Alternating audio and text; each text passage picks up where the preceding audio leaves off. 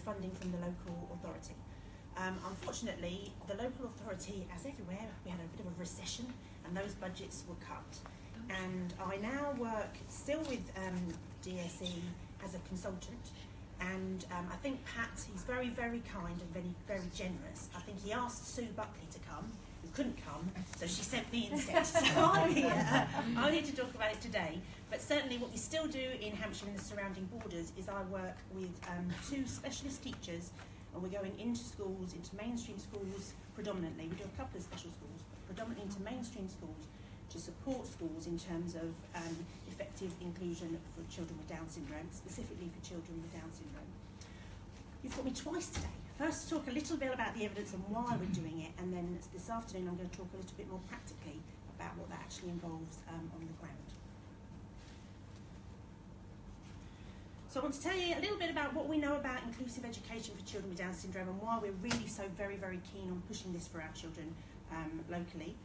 What are the benefits or the drawbacks? What are the things we're seeing day to day which are challenges for the children and the success stories?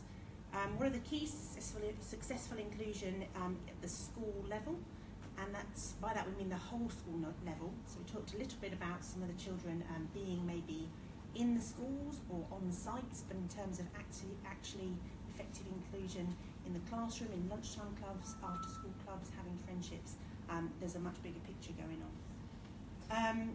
Is inclusion about disability or is it for everyone? Well, you can probably guess where I'm going to stand on that when we get there. And I think some of the things we're talking about, maybe in terms of recommendations, aren't just specifically about our children with Down syndrome. They're about all children, and particularly children who are struggling in schools. And a lot of these things are going to be relevant for everybody.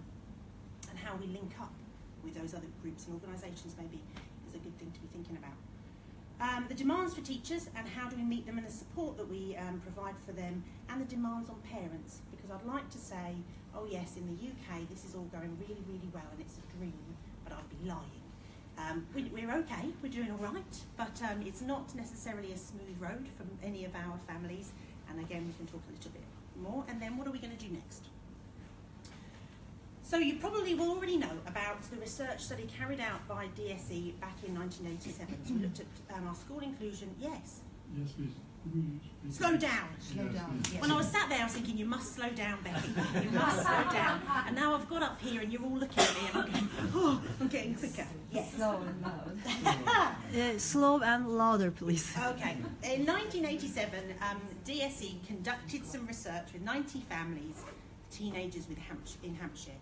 What we wanted to do is look at what life was like for that group of teenagers. We wanted to look at their language, their academic progress, their leisure activities, their health, their behaviour. So we're looking not just at education, but on entire family life for those 90 families. We then redid the survey in 1999, so over 10 years later, and in that time, inclusion had really got going in one area of Hampshire. So in Portsmouth, where DSE were based, we had this relationship with the local authority to provide support for schools, and Portsmouth were keen to get going on inclusion, and so that enabled us to look at one area of Hampshire compared to the rest of Hampshire, where we had inclusion up and running versus the rest of Hampshire, which were talking about getting there, but they weren't quite there yet. And that enabled us to look at, to compare 2 groups of children who weren't different, other than one group are included in mainstream school and the other group are at special school. We can't redo that now because we have all of our children, the majority of our children will be in mainstream schools, and those children who are in special schools tend to be the children with more multiple and complex needs. So we don't have this matched group of children to compare anymore.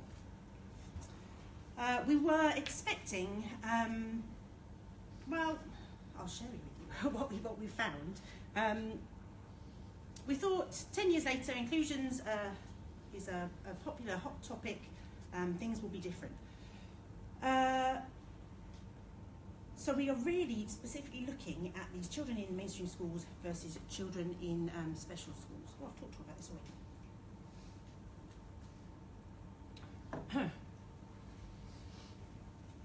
Unfortunately, we saw no progress from 1988 to 2000 for special class outcomes, which was a surprise. We thought, everybody knew more about Down syndrome, everybody knew more about supporting children, everybody knew more about education, and that things would have got better generally across the board. We found certainly significant and specific educational benefits for inclusion. So those teenagers who were fully included in our mainstream schools showed gains of more than 2 years in spoken language skills and 3 years in reading and writing skills, which is massive. It's a massive gain for our children in inclusive settings. We saw gains in maths, general knowledge, and in social independence, one of my key things to be focusing on all the time. And we found no differences in personal independence or social context out of school, which maybe was a little bit of a surprise. We thought that the children in special schools, where they work on more of their personal independence skills, they would have been slightly more advantaged, but certainly we found no difference. And we also found that the children in our mainstream schools tended to have better behaviour. So if we break that down a little bit, these are the areas that were covered in the survey. So the daily living skills, again, this is what special schools would say they focus on teaching, and mainstream schools don't focus on teaching, they would suggest. No significant differences in terms of daily living skills for our two groups of teenagers. In terms of social skills, we find no significant difference but one, and that one is really, really, really important.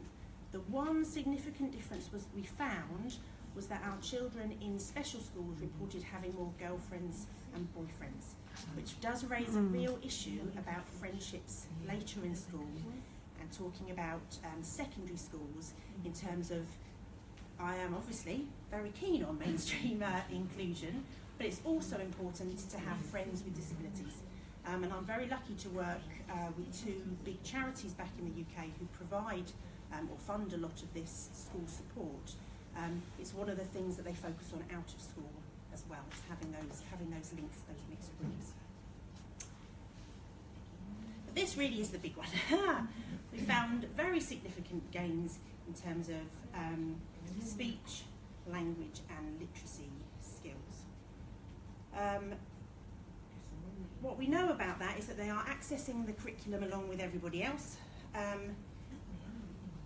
And the only difference we know about is in terms of their inclusive setting.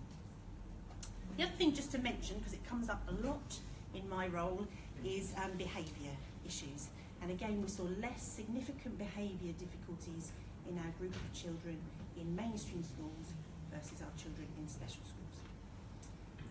So when you put all that together, this is the profile that we're seeing when we're comparing the two sets of schools. Why did we find this? We can't tell you what it was exactly that made this difference. All we can do is look at what's the difference between special schools and inclusive mainstream settings.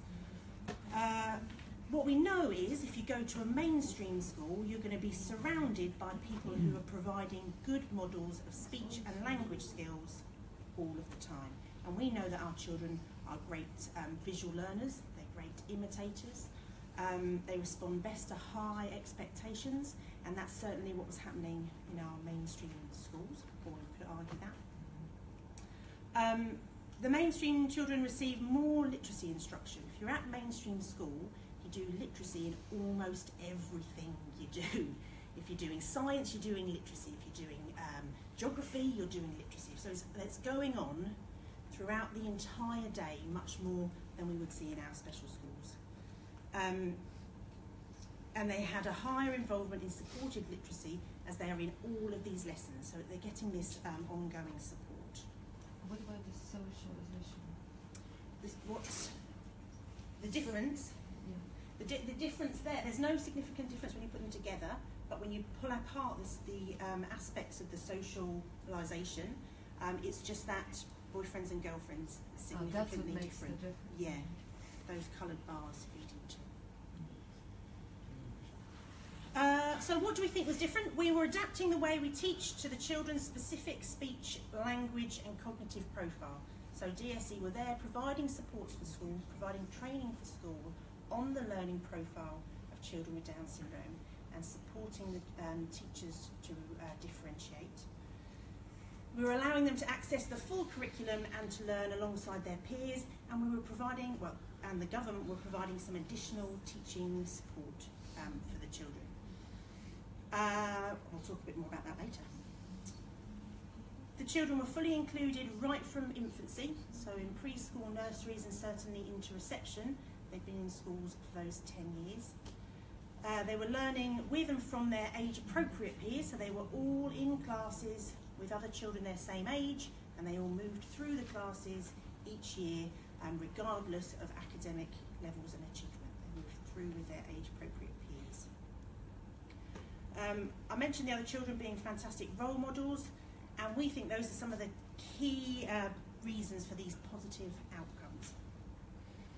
And we'll talk a little bit more about some of the other research in just a second. So what does this actually look like? So the children are fully included in mainstream schools. They all go into mainstream schools in the morning, and they're registered in a class, typically with up to 30 or 29 other children.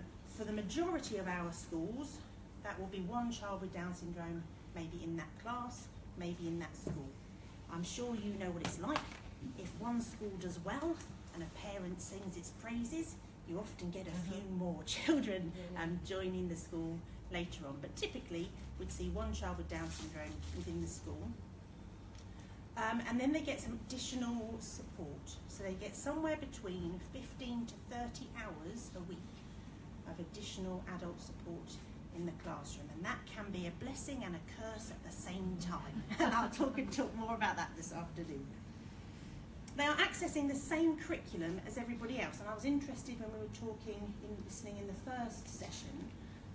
We have this national curriculum which says what's going to be taught to all children in the UK, and that would be the same for our children with Down syndrome. So they're following the same curriculum. However, we would be expecting differentiation and adaptations to be made to that curriculum for all children in the classroom. So you'll have your higher ability children, you'll have to differentiate up for them, you'll have your lower ability children, you'll have your to differentiate down for them, and you'll have your child with Down syndrome who might be in there, they might be up here for some of the things, maybe for a reading activity, we might be up here, but you have to differentiate for everybody in the classroom, and it's exactly the same for our children with Down syndrome.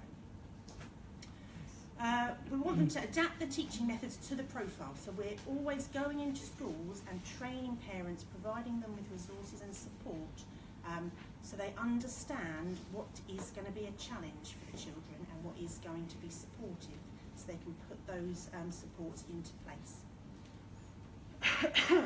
And they move up each year with their class. Locally for us, it's provided by specialists. So I am a speech and language therapist, is my official training and background. Before I trained to be a speech and language therapist, I used to be a teaching support assistant.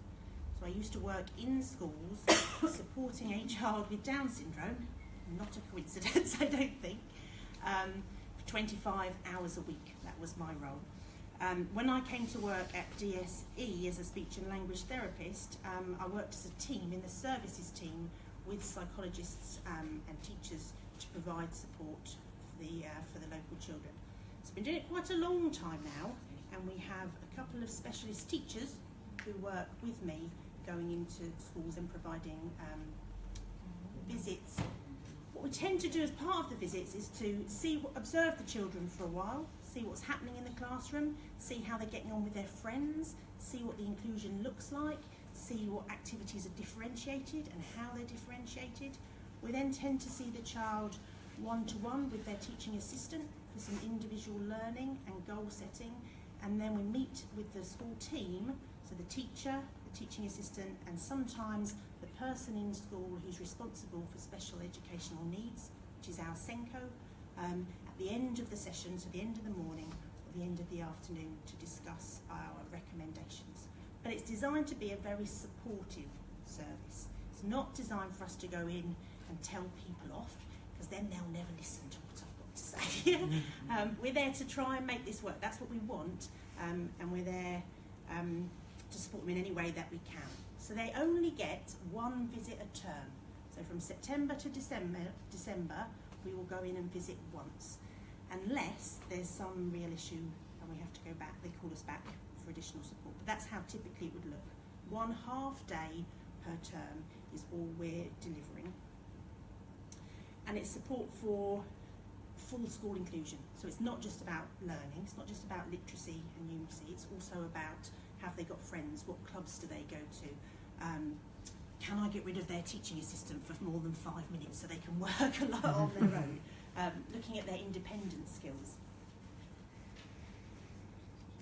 It's about providing training for staff, and I know we were talking on the way in about often, particularly this time of year, this new term, I have a lot of anxious, a lot of wary, a lot of nervous teachers who haven't done this before. We have never had a child with Down syndrome in our school. We weren't necessarily trained to teach children with Down syndrome, and it's about supporting them to understand that if you are a good teacher, you are a good teacher for all children, not just typically developing children. You've got a whole range in your class already, and this is just one of that range. We have regular liaison with parents, and I mentioned we meet with the school teams, and we have equal access. Parents and teachers have equal access to us, so they're both informed when we've booked a visit, and they're both welcome to feed back to us. Actually, they have to fill in a form before the visit, and then we feed back to both of them. And a similar model is used in many other local authorities in the UK, but I have to say it's now the majority of it is funded by local charities or parents buying it in themselves, whereas that didn't necessarily used to be the case as much. There will be many other professionals going into schools, so supporting the use of technology, computers, for speech and language therapy, for occupational therapy, for physiotherapy. We want to be on that list, providing expert advice in their areas, and we would be advocating for somebody expert to provide advice specifically on Down syndrome. Behaviour support, that's child, adult, mental health services. What have we learned? The attitudes are the key to success. It's not about how many resources you've got, or how much money you've got, or how well you appear on the academic tables. In fact, sometimes that's an indicator it's not going to be quite so good. It's that if the school wants to do it, the school will do it, and that's what we're looking for. When we're talking to parents about going into schools, we're always recommending they speak to somebody in senior management. We want the deputy head or the special educational needs coordinator, or better still, the head teacher. Because if they want to do it, they're going to make sure that everybody else does it. And if we come across somebody who doesn't want to do it, and it does happen quite regularly, they're going to be supported and told quite directly that they are going to do it. It takes planning at a whole school, class and individual level. So we're looking at what we can do for the individual, but we're also looking at what is happening in the classroom generally, what needs to be adapted in terms of a class. And often it's not just won't just be beneficial for the child I've gone to see. There are several other children in there that are really going to benefit from some of these additional supports. And it takes good communication, so it takes schools working really with parents, and we're very keen to ensure schools access that level of parent support and parent knowledge that they have, obviously about their child.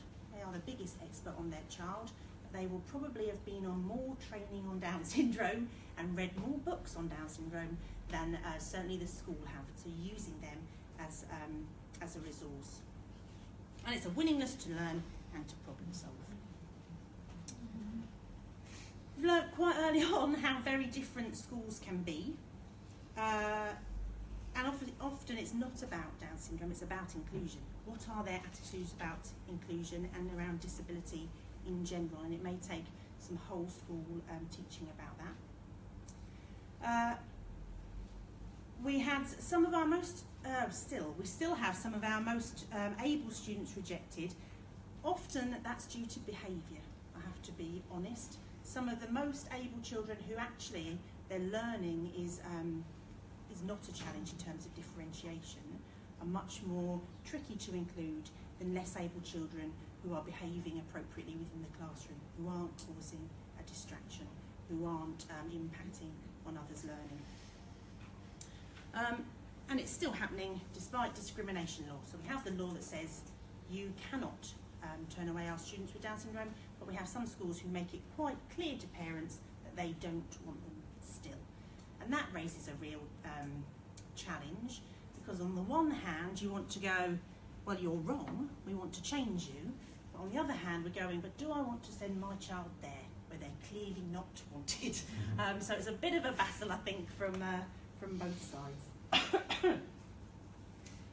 And it's a professional duty for a teacher to meet a child's needs, not an option. And again, that's for all the children in their class. This one just happens to have one Down question. syndrome. Yeah. Is up to the decision of the school, so the law is there for everybody. I No, mean, how can they make that clear? The attitude can be, but to turn down not accepting a child with Down syndrome, is the school allowed to do No. this? no. And so the local, if a school makes it clear that you're not wanted, you can go to the local authority who will say to the school, well, you have to do it. But as a parent, if Yes, you've taken your I child understand in the there other side, and they've yeah. said, oh, they'll never manage with the stairs, and oh, well, they won't be able to manage in here, and oh, then you kind of go in, Yes. okay. Have you looked, the other one, have you looked at the local special school? Big clear message, not Yeah, here. But don't you think that they'll be set up more for their learning? And sharing this information about the evidence is really, really powerful for teachers, and getting them to understand not just the academic benefits, which there are, but also the social, I think is, I've had a lot of experience of that recently with my teenagers at secondary school, and parents, school teachers feeling like, oh my goodness, I'm under incredible pressure. How on earth am I going to get this child to get 9 GCSEs at C level of above, which is our standard assessments at the end of school? And us go in, that's not why we're here. We want some qualification, we want to make academic progress, we want to measure that. But actually, if we could come to our local mainstream school, find our way around big campuses, not get lost, not wander off, be where we have to be on time, follow a map, follow a timetable, they are amazing skills to be going off out to your local community, and maybe more important than some of that, or certainly as important, if not more important, than some of that academic learning, and getting their understanding that that's what we're after. Having realistic expectations for the children. So this, our new SENG, Special Educational Needs Code of Practice, came in 2014, and really supported the things we've been saying for a long, long time. I would say the new Code of Practice, relatively new Code of Practice, has had a focus, or tried to have a focus at putting the child in the centre and thinking more about not just school and learning, but the whole health and social needs of the child. But in terms of education, it's still very much the same. They're looking for a whole setting ethos that respects individual differences for everybody. That staff are knowledgeable and sensitive and understand the process of learning for all children. That they have creative adaptations. These are the things that we've been looking for a long time. They're there. They're set out for schools to be doing, and access to additional learning programs and resources as required. And again, that's for all children, just fitting into that.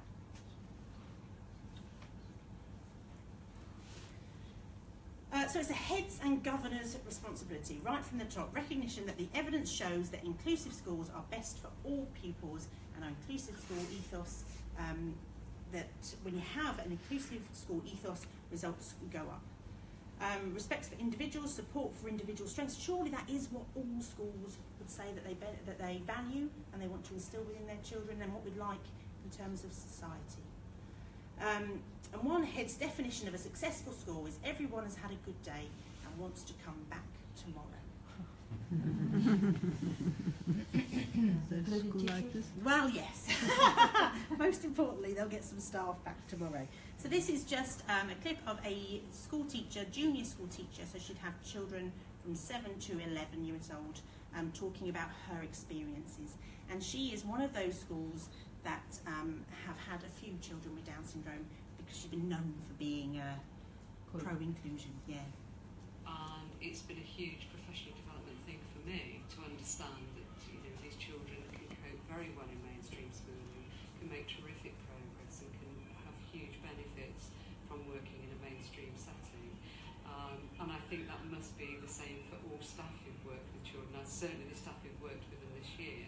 Again, it's been a huge professional development thing for them that I'm sure will impact on all of their teaching about recognising individual needs and how to deal with those. It's very positive. So her key thoughts, huge professional developments, getting her to think more than academics, what school life is all about, for recognising individual needs and how to deal with those. But generally it's been a really, really positive thing, and I would say that's, on the whole, my experience. I have a lot of nervous, anxious teachers and schools at the moment, but by next June, July, my life will be much easier because they'll all have been doing it for a year. They'll all know what they're doing, and it will be they'll be a lot more confident. Inclusion training for all. We're going into schools, providing training or inviting schools to local training and making sure that they have access when budgets are really very tight. We think it should be mandatory. It's certainly not in the UK, not for teachers or for teaching support assistants. Making sure that attitudes are right and changing attitudes. Disability awareness training. Providing them with information on specific difficulties, which obviously for us is on Down syndrome, and getting on that special needs coordinator on board. So I get quite cross with schools who send teaching assistants on training without teachers or SENG support, because they're the ones who should be managing this and supporting this. We have a clip from one of our SENGs. Yes, definitely. I think we sort of took it on with a bit of trepidation, and the comments were some of the usual comments when it first started. I didn't expect this sort of inclusion. These children weren't the sorts of children that I expected I'd be teaching, and suddenly they're here. And I've just been in the office. One was been in the office chatting away. And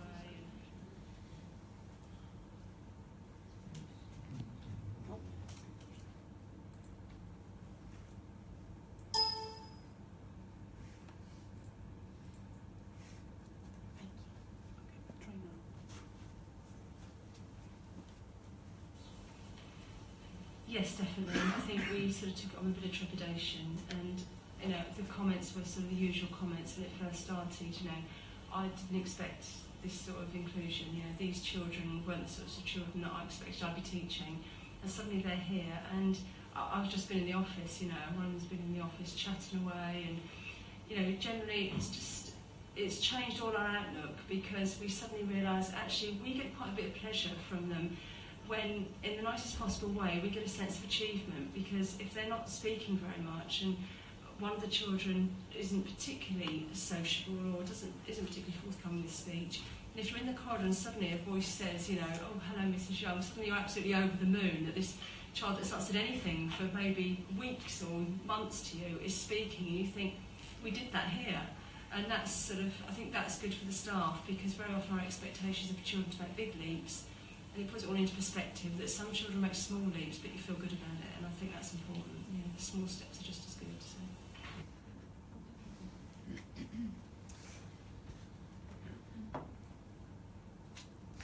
I still work with that school. I have another child just started in September.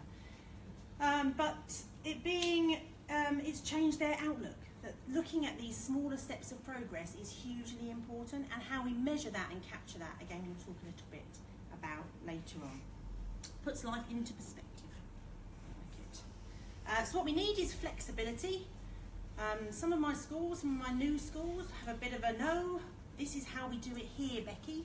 And I do a smiley, huh, not in September, it won't be. Getting them to have a think about, and again, often it's really beneficial for a lot of the children in the class. A range of teaching methods, so we have majority would be whole class teaching, with some small groups maybe outside the classroom, and maybe a little bit of one-to-one work outside of the classroom.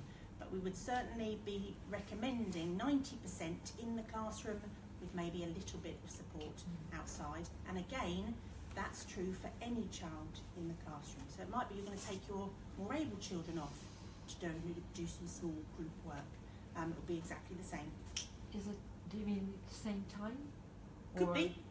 Or after school, some? Oh no, outside? within school. Some of them go to homework club after school, but no, I'm talking about within the school. Taking out lessons. of class and having some Yeah, they might go and do some small group work with some other children in the class. during the same lesson. Yeah, so that if there's a literacy lesson going on, they might go out to do some small group work on literacy, and that would be true for all the children, but we'd be saying that's a minimum. We're looking for a 10% is where we're aiming for in terms of that, and no more. Becky, could I ask a question? Yeah. Did any of the mainstream schools have support for learning bases within them, or were they? Do any of the schools in the study? Yeah. No. No. But do they now? We struggle to get children, well, I maybe don't push that hard, but we struggle to have children within those sorts of bases. Because we might have, I've got one child who's just gone into a speech and language unit, but typically we wouldn't get into a speech and language unit because that's not our only additional need. And his parents have fought quite hard into getting there, and I've already had a conversation with the head of the speech and language unit to say, well, I'm not sure what he's doing here. The local authority has said he's coming. So I'm already going, okay, well, we're going to do a bit of work with you. I've got another couple of schools who have got learning support resources, and I am quite clear with staff that I don't agree with it. However, I also have to look at what have parents chosen and what are they happy with, and what are school offering and what they've agreed, and within that I'm doing what I think is the best I can to provide them with the training, with the learning support to get them back into classroom, not just for PE or for art, but for everything. So there are a few still available and still about, certainly.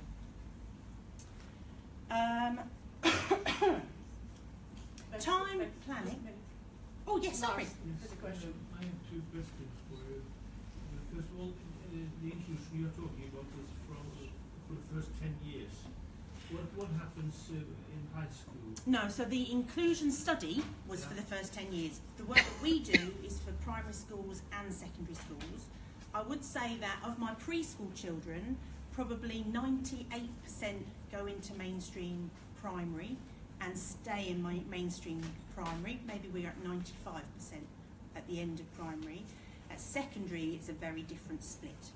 So I still lose several children to special schools, but I have many more children in mainstream schools now than I had before. When I worked for DSE providing support in Portsmouth, all of our children went to mainstream secondary schools, pretty much, and I thought that's how it was everywhere. When I went, School, what happens then? they either go to special school or they go to mainstream schools. We still have quite a large number of children in mainstream schools, and all of this still applies exactly the same to them. The difficulty there is you've got a lot more teachers. So whereas at the moment I'm trying to get one teacher on board, or maybe two, I've then got to try and get 14 teachers on board. And the reality of getting one teacher to come out for a day of training versus how do I get training to 14 teachers. And so the package of delivery that we offer is very flexible at a secondary school level. It's quite structured at a primary level, but at a secondary level We offer twilight training, so we go in more regularly throughout the term on different topics. We do afternoon visits, and at the end of the school offer drop-in sessions for teachers to come to us with their planning, with their questions, with their differentiation and ideas, and support them in that way. So it does take more flexibility. And I have a second question. The advantages is obvious for the people with children with Down syndrome, and also on the social front for all the other children. But have you got any idea of what does, from a learning perspective, to have a child with Down syndrome included in the class? In terms of the other children's Yes. learning, Yes. no. But we don't see, when you look at school academic achievements, we don't see them going like this, like this, like this. Child with Down syndrome in their class go like this, or like this. They stay very, very constant as they were the previous year and the year after, which would suggest doesn't have a lot of impact. But yeah, we don't measure. We haven't had a study to measure that. No. If we could leave the questions until the end, if you won't mind, we want to. The minister has arrived. Oh, right. And I'm not trying. I don't want to rush Betty, but we'd have the questions. Once we get rid of the minister, so to speak. We get rid of we can have a better time. Don't you dare. How old is his child? Because he can attend the training, you know.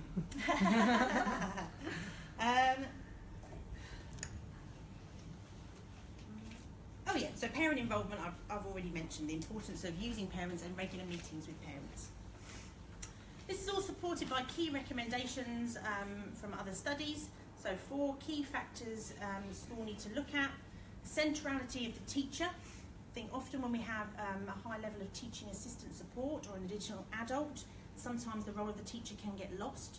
Our children might see that teacher less than other children in the class, and they certainly should be seeing them the same amount. A complementary rather than compensatory relationship between the support and class teacher. If you're always disappearing off out the classroom, the teacher will have no idea how that child is doing and how that child is managing. So it's very important that they work together.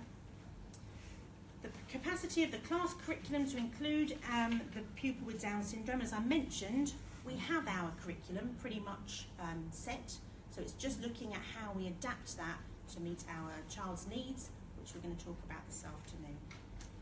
And the quality of communication between the teacher and the pupil, the teacher and the teaching assistant, and the teacher and the advisory teacher, and the parents and carers. So it's coming very much down to that teacher being in the middle and being responsible for all of that coordination.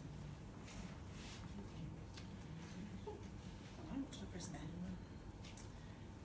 there? Teacher needs to feel supported, and I think that's one of the difficulties at the moment, having lost local authority funding support for schools. Schools are now becoming much more in charge of their own budget and getting them to see the benefits of providing additional training from their own school budget, and working with local charities and support groups who also will provide funding for those things. They need a designated time each week for the teacher and the TA or teaching assistant to meet, to plan what's going to happen, to feed back what's happened. They need a system in place for that. Is there an advisory teacher? Is there somebody going in and supporting with a bit of extra expertise? Is it what you do? Yeah. And if there is an advisory teacher, they're working with the child, then there should be time built in for observing the child in the classroom. And we're definitely taking on this model in terms of providing our support. The school ensures the class teacher attends annual reviews. So they come to we have a meeting once a year, unless there's problems. And they're a part of that. They're very much the lead person in there. The teaching assistant is part of the whole class support to the teacher, not seen as an expert. Sometimes we see the child coming up to the new year with the teaching assistant they had the past year, and in some ways that's got some positives in terms of bringing a consistent approach, supporting transition. However, some of our teachers can then go, oh well, I'm not really sure, but you've done this before, I'm gonna leave it to you. We want to make sure that that doesn't happen because they're in charge of the class. They know what the aims should be for all of the children. They know what the curriculum is. My teaching assistant won't know that, and they need to take that on. And that teaching assistant is accountable to the same manager, and that can happen quite often, that the TA becomes an expert on Down syndrome, probably has been on the most training, but they're certainly not an expert in terms of teaching or in terms of the curriculum, and that's what they need to be included in. That's just a photo example of a child in a numeracy lesson, so you can see she's working there with her teaching assistant, she's alongside her peers, with everybody else, and I'd be saying, great, set that up, you've shown her what to do, now leave her to do 5 on her own. And that's what I want to see, what she can do on her own. It is still a challenge for a lot of parents. Too many families still report they're having a battle, despite support of the law. Some face negative attitudes in schools. You all know, I'm sure, if you're parents, what it's like. Some years you have fantastic teachers, some years you don't have a great teacher, and that's exactly the same for our young children with Down syndrome. But going back to what I said earlier, if you've got support from the top, you've got somewhere to go on that. Many feel that it's a constant struggle, that they're fighting to get their children, they're going in and offering support, that they hear all of the problems and the negatives, and we're not so good at feeding back a lot of the positives and successes that are going on. And many feel that at the end of a bad news book only, at the end of the day, they get the bad news. I've got a parent of a secondary school child who started in September, who at the moment is on the end of the behaviour point system. That's all the feedback she gets from school. 1 behaviour point today in maths, 2 behaviour points today in English. What he did for the rest of the day, we have no idea. But we know in those 2 lessons, for about 3 minutes, probably in total, we have these behaviour points. There is good news though, the benefits for everyone. So while we hear about the bad news and bad practice, many families and children have a great time. I think the children often have a great time. I know parents lose a lot of sleep and have a lot of stress about this. Choosing a new school at the moment is causing a lot of discussion in our groups, but the children tend to go in, and my child with the behaviour points, he's having a fantastic time, loving doing homework, which I'm surprised and pleased to hear. Teachers tell us how much all the children in the class have benefited, and from how they understand and support the child with Down syndrome, and I certainly would say I see that anecdotally, that the children are often some of the children who have additional behaviour challenges themselves are a different child when they're working with our child with Down syndrome. They're taking on some responsibility, they're helping them out, they're taking on a much more positive role themselves. I've also been in classes where I have to say the whole class are a bit of a challenge. I've been in a music lesson where they were asked to perform their bits of music at the end, and the children don't listen, or are quite rude, or take the mickey, until my child with Down syndrome gets up to perform those. All listen better than for anybody else, get the biggest round of applause than anybody. You can see some of these things that aren't explicitly taught coming out in population, definitely populations. And teachers tell us how much they have learned and how much their teaching skills for all children have benefited. So we'll just listen to this. This is a special educational needs coordinator of a secondary school. I think that's been quite phenomenal, really, in just terms of our level of understanding of learning and what learning is all about. We've had to rethink an awful lot of preconceptions about what it is to be academic and what we need to have to achieve, and we've managed to sort of just have a whole well, it's just broadened actually a whole awareness of education, really. And so this big message coming through, rethinking their preconceptions about what it is to be academic, and this whole awareness of a bigger picture of education. When we look at other inclusion studies, see a very, very similar pattern. And there's a series of books which you may well know, Down Syndrome Issues and Information, where they provide a review of this research that came out in 2000, so I looked at the research up to then, so I'll leave that reference with you. There's been a study in the Netherlands looking at factors influencing academic outcomes for children in mainstream placements, and the reports are very, very similar. So they report that the children receive more teaching time focused on academics in mainstream schools versus special schools, and they also looked at their IQ level, their non-verbal mental age, and found that the children in special schools, with lower children in mainstream schools with lower IQ scores made more progress in their reading than the children in special schools who were potentially more cognitively able. So it's a huge message in terms of literacy and language learning.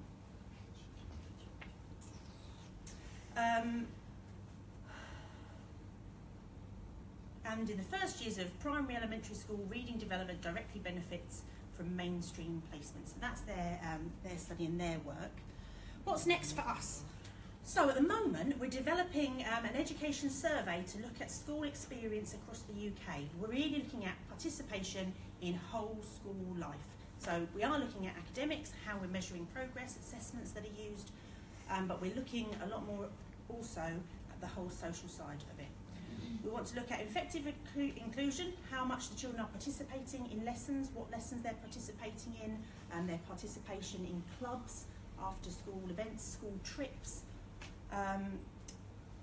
We're looking at the progress and achievement, so how schools are measuring those. We're having a bit of a change in the UK at the moment about how we're measuring progress for all children, and it's not really meeting the needs of our children with additional needs. Looking at child characteristics, so age, the age of the child, where they are in terms of their setting. Are they in mainstream? Are they in special schools? Are they in their age-appropriate class? Looking at teachers' characteristics, how long they've been teaching, what their training's like, have they ever taught children with Down syndrome before? Resources that they're using in schools, teacher responsibility, so we're really trying to find out how much teachers are taking responsibility versus teaching assistants, and how collaboration is working in the sorts of models that they're using. And we're doing that because we want to know where to go next. So I think I have a few thoughts of my own from what I do as to where I would like to look at. But my research team says it's not good enough for me to just go, I think I know where I need to look next. We have to do a bit of a survey to see what parents say and what teachers say. So that's what we're going to be doing, hopefully over the next 6 to 12 months. Right, I'm going to stop and you're going to get yours. I'm going to get the minister and then we can... Yeah, and then do the